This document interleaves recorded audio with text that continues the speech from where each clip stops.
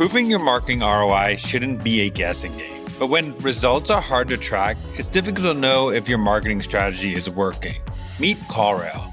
In a few clicks, you can connect every conversation to the exact campaign that started it, so you can focus on what works and drive better marketing outcomes, all in one platform. Try it free today at callrail.com/proven. What is up, and welcome back to another episode of the Marketing Millennials podcast. Daniel here. And today's episode is straight from Brandland track at Marketing Festival 2025. And you are about to hear someone who lives and breathes real community building. She might be referring to slides in this talk, but if you want to see the slides, you can go into Marketing Community to get them. But today we have Sophie Miller, founder of Pretty Little Marketer and the creator behind a 600K strong audience across Instagram and LinkedIn. In this session, Sophie breaks down how she grew from 0 to 600K organically, why followers aren't a vanity metric when you treat them right, the science behind shareability and visibility, how to reverse engineer content for discovery, and why social SEO is becoming one of the most underrated growth levers in 2025 and beyond. Sophie is one of my favorite creators out there, and this episode is packed with some tactical ways to grow your brand or your personal brand this year or next year. Let's get into this episode today. Welcome to the Marketing Millennials, the No BS Marketing Podcast. I'm Daniel Murray, and join me for unfiltered conversations with the brains behind marketing's coolest companies. The one request I tell our guests, stories or it didn't happen. Get ready to turn the up. Hi everybody, welcome to the Brandland track for Marketing Land Festival. I am so thrilled and excited to be joining you this year and today to share a little bit about my story. I am in London. I live in London. I have lived here for 7 months. I moved here from the English countryside, and whilst the smog is a challenge, I'm absolutely loving being here in this city. And I say that because I would love to know where you guys are tuning in from. I know that Marketing Millennials have the hugest and most impressive audience. And I imagine we have marketers and people in brand from every corner of the globe. So I would love to get to know you a little bit more, while you get to know me a little bit more today as well. I've been very kindly invited to share my story, building an audience of 600,000 across social media organically. If we haven't had the joy of meeting on the internet just yet, my name is Sophie. I am 28 years old. I live in London, England, and I am a full-time creator. I'm the founder of online community resource and marketing platform Pretty Little Marketer, which spans 600,000 followers across 2 platforms. We're on Instagram, we're on LinkedIn, and that LinkedIn is separated into 2 accounts. Sophie as the personal brand and PLM as the business account. So we're kind of scattered. The numbers are segmented, but I will proudly pout and shout about our 600,000 large community, our audience of whom I love very, very much. But it wasn't always 600,000. It started at 0. Well, actually, it was never 0. It was 1, because the second I started my business account, I ran to my personal account to follow it. And marketers, I know that you are with me when we post from our brand accounts. We are heading to our personal. We are liking, saving, commenting. I will very often send my post to myself on my business account as well, just in case that helps the algorithm. But it was June 2020. So I want you to rewind in your brains 5 whole years. I started this half a decade ago. I was a second-year university student here in England, and I had 1 year left until I was graduating. 1 year left until I was leaving school, leaving education, and joining the big wide world of marketing. What should have been a really exciting moment of submitting my final assignment of the year. Oh my goodness, it's summer. I cried the second I hit the submit button, I was overwhelmed and I was lost. Crap, I graduate in a whole year and I have no idea what I want to do. I have little experience. I had worked in an agency alongside my degree, but it was in influencer marketing, and I think I wanted to do socials or something more creative. And well, I don't know anyone. I'm a pandemic student, so I'm home alone. All my studying has been virtual. I don't have a network. I don't know what to do. I remember heading to Google and researching everything under the sun. What do I put on my CV? How to get a job in marketing? Who's hiring? Graduate schemes in London, in the UK. The one question that tipped me over the edge: words not to use on your CV. Every single site, I must have clicked through at least the first 4 pages of Google. Every single site says something different. What one recommended saying, another would recommend not saying. And then another site had words I'd never even heard of before. In that moment, I felt so alone, and I felt like it was just me. Now, I'm a Gen Z baby. Although I've told you I'm 28, I land on Zillennial, half Gen Z, half Millennial, but I very much consider myself in the Gen Z pool, and the internet solves my problems.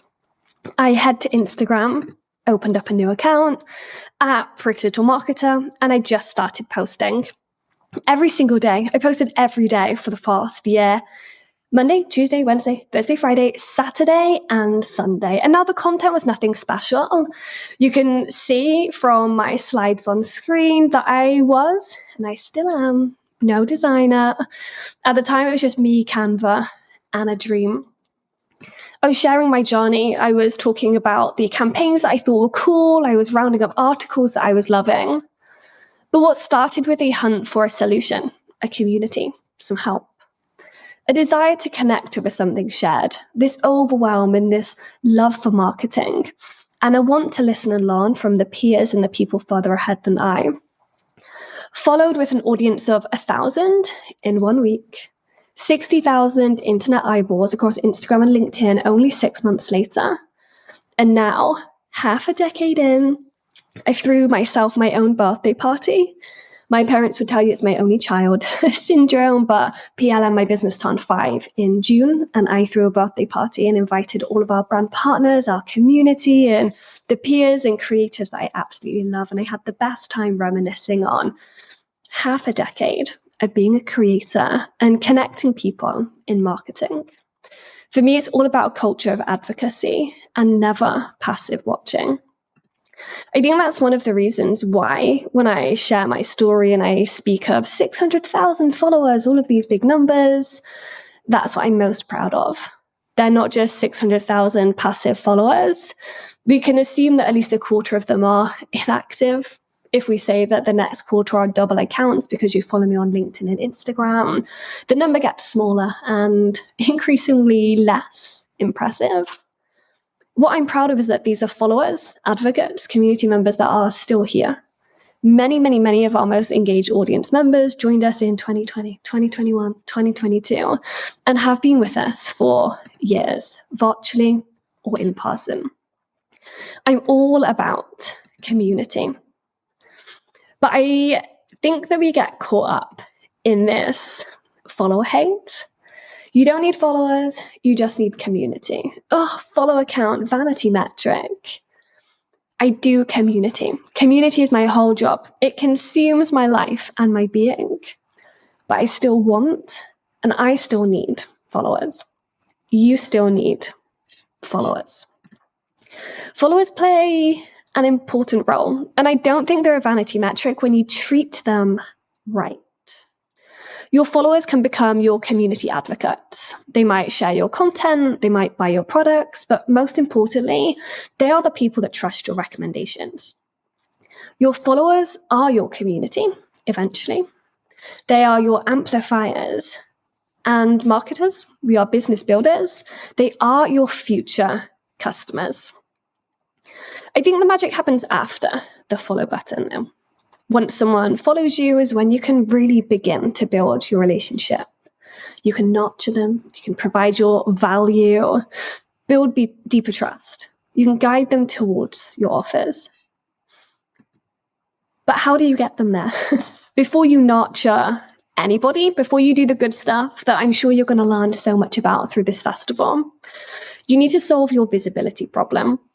It's something that I see all the time through the brands that I work with, the brands that I consult with, but mostly in our community, in our comment section. Oh my goodness, I'm struggling to grow. In our membership group chat, no one's seeing my content. And I know that you feel it, and I know that you feel the frustration. Pouring hours into a piece of content or slipping it through 10 rounds of approval by other stakeholders or fighting for a really great idea and nobody seeing it. My mission from the start has been to be discovered by the right people. Totally audience-centric. And that has come through visibility opportunities. I like to describe visibility opportunities as doorways. Each one is a different way that your ideal follower can discover you. The key isn't to be everywhere, and I know marketers, you know that. We don't spread ourselves thin, or at least we try our best not to. The key is to be strategic about which doors you walk through and how you show up when you do. I'll say it again, it's to be strategic about which doors you walk through and how you show up when you do. I think we so often think that visibility is up to the algorithm gods, Adam Missouri. Oh, why is he suppressing my reach? Why am I not in feeds? But it's about being strategic. Every platform has its own opportunity. I think the mistake that most marketers make, and sometimes it's not even down to our own doing. I'm sure there are so many of you who are teams of one who do not have time categorically to create different content and different strategies for every single platform. Or maybe you're in a busy team and it's more fragmented and you have different people owning different things, and collaboration can be really tricky amongst the chaos. Nonetheless, treating every platform the same instead of playing to each platform's strengths can be detrimental.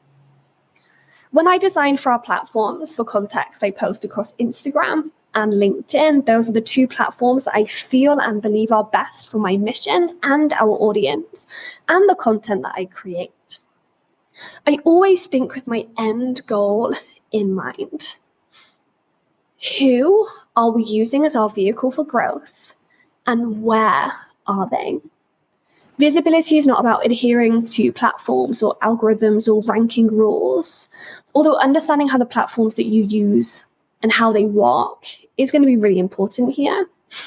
For me, it's more so about who do I want to be in front of and what do I want them to do to increase my visibility. Because once you're in front of new people, you're using your existing or new people to get in front of those new people. Then you can welcome them in. Then they will hopefully follow. You can nurture, they will advocate, and that is how you grow. You grow a brand, you grow a business, and you grow your impact. As marketers, we're all trying to answer the same question. Which investments are actually driving revenue? And too often, the honest answer is an educated guess. CallRail replaces that guesswork with proof. With the help of AI, you can connect every lead to the exact campaign that drove it. Analyze your conversations, and capture leads around the clock. That's why over 220,000 businesses use CallRail to market smarter. Stop estimating impact and start proving it. Try CallRail for free at callrail.com/proveit. What type of visibility opportunity do you have, and what do you want the action to be? Are you posting on Instagram? And is your feed post something that you want shared to stories? Do you want people to put it in other people's DMs in their group chats? If I did, maybe I would share something witty or trending or relatable about how rough it can be to be a marketer. On Instagram specifically, the explore page is a big part of my growth strategy. If you look at the Pretty Little Marketer Instagram profile, you will see me never posting reels. Despite everyone telling me to. I know that video is king and video is the future, but I really believe that it's about matching the purpose, the intent of your post with the format. For me, I explore everything you're hearing me talk about now. I put that into my carousels. I share educational teachings. I do trend breakdowns. So carousels are a format that works for me. And the explore page is where I get our most Instagram growth. Carousel specifically, your front page is your most important. The same way that when you're creating a reel, you're thinking of your hook, capturing someone in the first 3 seconds, your visual hook, your text hook, your verbal hook. How can I do that in a carousel? For me, that often looks like using a broad topic that's relevant to me and our audience, but interesting to a mass audience. One of my most quote unquote viral carousels on Instagram was a carousel titled, I think it was something like, "Are we over influencers?" or "Influencers are over." And I had a picture of Alex Earl on the front. Now, the carousel wasn't necessarily about influencers being over. I explored much more than that. I was talking about where influencers came from and the future and how it's changing, how it's community fast, how we are enjoying influencers in new ways, Substacks, emails. It's not just about the day in the life content anymore. But I knew that front cover slide would be interesting to a broad audience. So they would click, I'd hopefully capture their interest as they're scrolling through, and then they would find it valuable enough to hopefully follow. Are you creating with a TikTok repost in mind? If yes, we're going to want to tie it to a trend or an audio and link that to a value or belief that your audience share. We share things because they represent us. It says, hey, this is me. This is what I think. Or we share it because it links to what we think. We want people to think about us. It's our ideal selves and who we want to be. So rather than just creating content and hoping, okay, well, this is going to help me grow, where do you want it to land? Do you want it to be shared on stories? Do you want it on the explore page? Do you want reposts? And reverse engineer your content from your end destination. I think we talk a lot, or at least I see a lot of content about shareable content, and I think that really frustrates some of us. I create good content, but people aren't sharing it. And that is not my fault. Shares are golden. They are everything. Over summer, Instagram launched reposts, fathering that they are all about shares. You know, when someone shares your content, they are saying to their network that this person's worth following, or I endorse this. But shareable content is not accidental. It is created by design. It is high arousal emotions that trigger sharing behavior. Anything neutral rarely spreads. People share content that makes them look good or to shape how other people see them. They share things that signal they are in the know. Over the summer, I watched The Summer I Turned Pretty. And if you have also watched The Summer I Turned Pretty on Prime, I would love to know if prior to wrapping up, prior to the season finale, were you Team Conrad or Team Jeremiah? Because my TikTok feed for the whole of summer was split. I can tell you I was a Team Conrad girly from the start, but I would love to know which camp you landed in. And I actually watched it really late. This series started in 2022, if I remember right, but I binged season 1 and 2 just as season 3 started coming out. As soon as it came out, I was watching and I was engaging in TikTok content, and my whole feed soon was The Summer I Turned Pretty content. And I was sharing it. I was reposting. I'm a sucker for a repost. And it was because it signaled that I was in the know. Hey, I'm watching this like everyone else. Does that make me cool? We might share because it makes us look like we have valuable expertise. Or we might share the things that we feel are aligned to our values too. The NYT research found that useful content gets shared significantly more often. I think that people want to be heroes by providing solutions. So the more immediately applicable your content, the more shareable it becomes. Likewise, I think people like to share content that makes people think. The most impactful posts for me, in my experience, using shareable content to grow our community strikes a good balance. It's surprising enough to notice. Influencers are out. It's complex enough to engage. This is the future of influencers. but it's simple enough to understand instantly, and it's valuable enough to pass along. They learn something new. We want people to share. They declare to their network that this needs to be seen. Shares are important. An easy visibility opportunity. I know we talk about shares like they are the golden buzzer.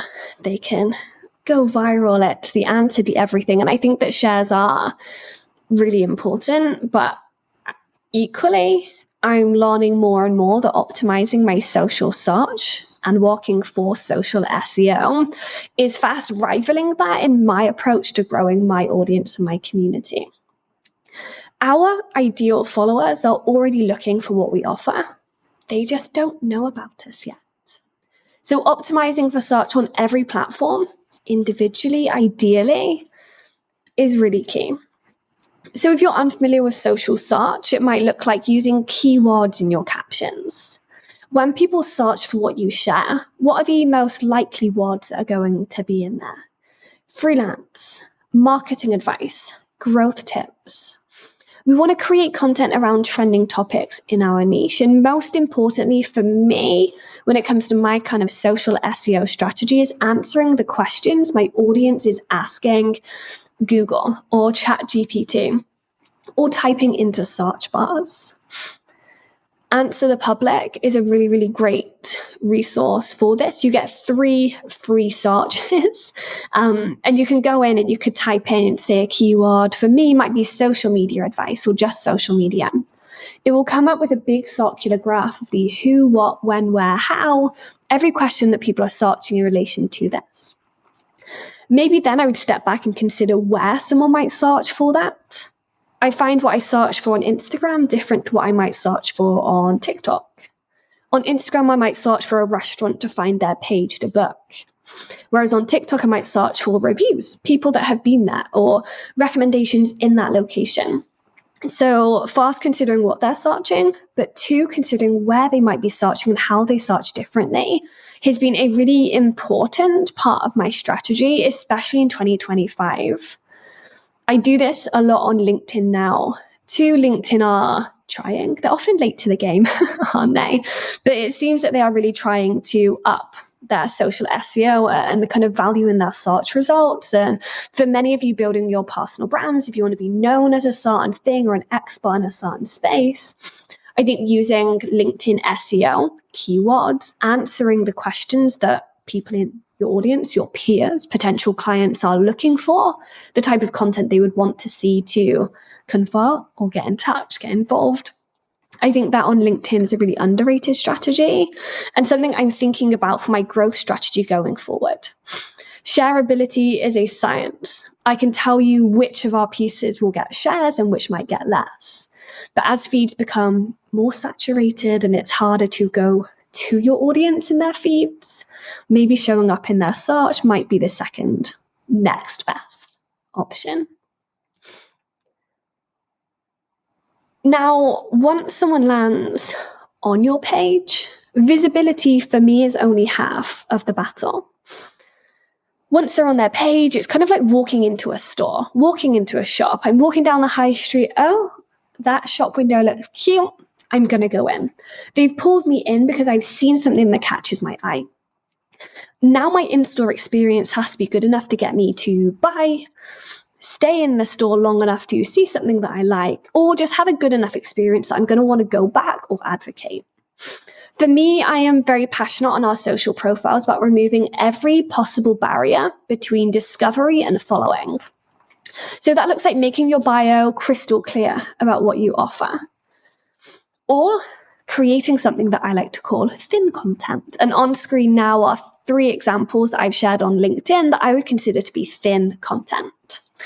Thin content for me, it's a made up term, by the way, but thin content to me is like, it doesn't have much substance. It's probably not going to get you to buy. It's not really adding much to my brand experience, and it's not necessarily brand building in terms of being strategic, but it's easy to consume and share. It's one-line insights, it's simple graphics and tips, it's memes. The harder you make it to understand what you are about, the less likely someone is to follow you. If you're on my LinkedIn and the first thing you see at the top is a meme about how a client asked me to go viral and I rolled my eyes, oh, okay, well, this person, this community understands me. You're going to scroll to the next one. Instagram comeback, it literally never left. Oh, I was just thinking about how Instagram's getting more popular again. I'm going to swipe through. You're meeting them where they are at. The bottom line, discovery, pulling people in, getting them on your profile, for me, it's all about being worth following. How do I get more followers is the question I often see. When I think the right question is, how do I create content worth following? Challenging yourself and your team to get out of your rut. Stop sharing the things that you've been sharing for the past 6 years. What are we adding to someone's feed? What do they get? What opportunities are we giving them? We are selfish scrollers. When I follow you, do I get a bigger opportunity to share my opinion? Am I being given the opportunity to connect with like-minded people? Am I now closer to who I want to be? Do you give me all the information I need to do X, Y, Z? I think we really need to start stepping out of our own way. And now, whilst there are many growth tactics and hacks, I am 5 years in, half a decade in, and it's been quick growth from the beginning. It has been meaningful engagement from the beginning, and it has all been strategic. How can I use the people in front of me to get in front of more people like them? It is a human-first strategy. I'm not relying on algorithms, although we are slaves to them. There's nothing we can do to eradicate them or bypass them. We can understand them, or more importantly, we can understand our people. What do they share? Where are they? And what do they search? And I know it sounds simple in theory and on paper, and I am pleased to have hopefully started what is going to be a brilliant day on this track for you with some simple thoughts and prompts to help you audit where you are at, step back and question how you can use visibility to grow your audience as well. Visibility is intentional and it doesn't happen by accident. Thank you so much for listening, guys. Thanks so much for listening. Keep tuning in to hear more great insights from the coolest marketers from around the world. If you haven't already, make sure to subscribe and follow the Marketing Millennials podcast on Apple Podcasts, Spotify, YouTube, or wherever you get your podcasts. And if you like what you hear, I would greatly appreciate you giving us a 5-star rating. It helps bring more marketers into our community.